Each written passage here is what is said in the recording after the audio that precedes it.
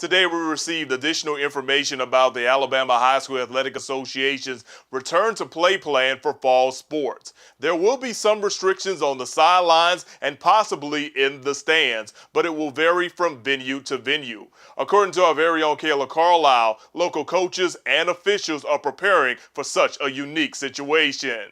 The AHSAA granted football fans a miracle this week, but for coaches and officials, that means the work gets turned up just a little more. Week 0 of the high school football season is still scheduled to start on time, which means teams are now not as prepared as they typically are this time of year, and that's all thanks to COVID-19.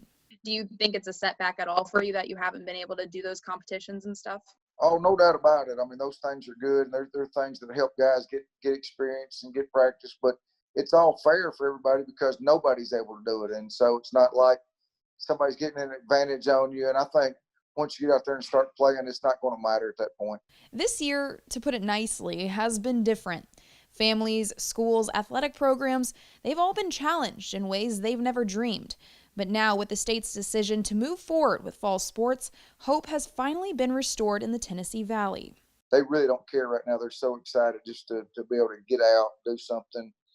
The hope of getting started, I think, has really been exciting because, you know, they're hearing so much, y'all not going to have a season. There's no way you're going to do it. And they've been hearing that. So to actually hear that, hey, we're moving forward to this has been really exciting. The decision was to move forward with fall sports without any delay.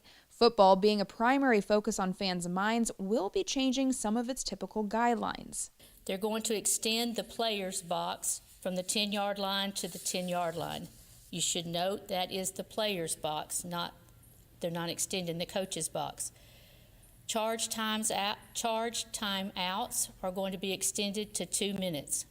This is going to allow for social distancing to occur, for individual water bottles to be handed out, and only one captain from each team will be present at the coin toss. I don't care if they tell us we got to be over in a suit, a bubble, as long as we get to play the game of football. Other practices such as players avoiding sharing uniforms, towels, and equipment are in place, as well as making sure players, coaches, and officials are able to use their own individual beverage containers. Officials have been given the green light on exchanging their whistles out for electronic ones to avoid the spread of the virus. I don't know how many people would do that, but it's an option.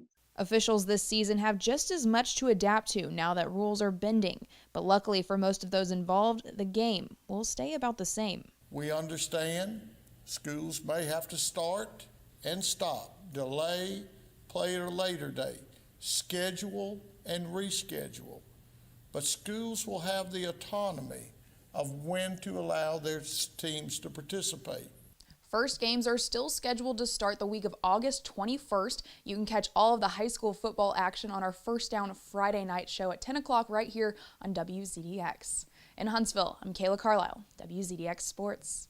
Thanks, Kayla. Cheerleaders and bands have also been deemed essential by the league, so they'll be allowed to attend games, but maybe in a smaller capacity.